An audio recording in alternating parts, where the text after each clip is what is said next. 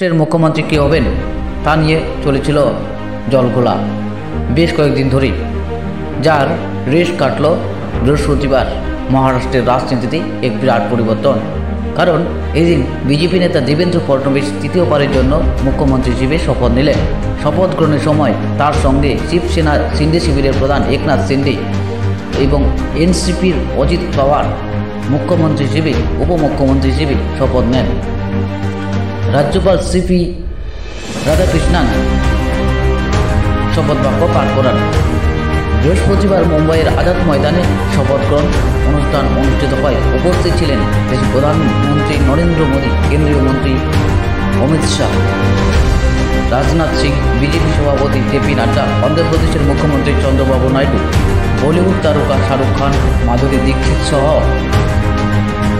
নানা শ্রেণীর ব্যক্তিত্বরা। প্রায় 42,000 মানুষ এই অনুষ্ঠানে উপস্থিত ছিলেন। তবে বিরোধী দল মহাবিকাশ আঘাড়ি এই শপথ গ্রহণ অনুষ্ঠানে কোনো নেতা উপস্থিত ছিলেন না। তা নিয়ে অন্য রাজনৈতিক সমীকরণ থাকতে পারে। শিন্দে শিবির সূত্রে জানানো হচ্ছে, উপমুখ্যমন্ত্রী হিসেবে শপথ গ্রহণে রাজি হলেও স্বরাষ্ট্র দপ্তর নিয়ে শিন্দে শিবির অনড় রয়েছেন। শিন্দের যুক্তি, অতীতে বেশ কয়েকজন মুখ্যমন্ত্রী না হয়েও স্বরাষ্ট্র দপ্তর সামলেছেন, কিন্তু বিজেপি সেই দপ্তর চাইছেন না, যা ভবিষ্যতে মন্ত্রিসভার বন্টন নিয়ে নতুন কোনো সমস্যার সৃষ্টি হতে পারে। এই পরিস্থিতিতে মহারাষ্ট্রের রাজনীতিতে আরও উত্তেজনা ও সিদ্ধান্তের গ্রহণ করতে পারে, বিশেষ করে মন্ত্রিসভার সম্প্রসারণ এবং দপ্তর নিয়ে এখন দেখার বিষয়। মুখ্যমন্ত্রী কে হবেন তা নিয়ে চলেছিল জলঘোলা বেশ কয়েকদিন ধরেই, যার রেশ কাটল বৃহস্পতিবার।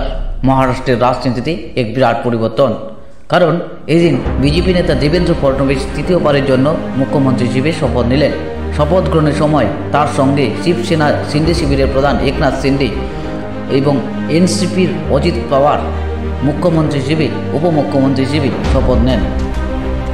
রাজ্যপাল সিপি রাধাকৃষ্ণান শপথ বাক্য পাঠ করান। বৃহস্পতিবার মুম্বাইয়ের আজাদ ময়দানে শপথ গ্রহণ অনুষ্ঠান অনুষ্ঠিত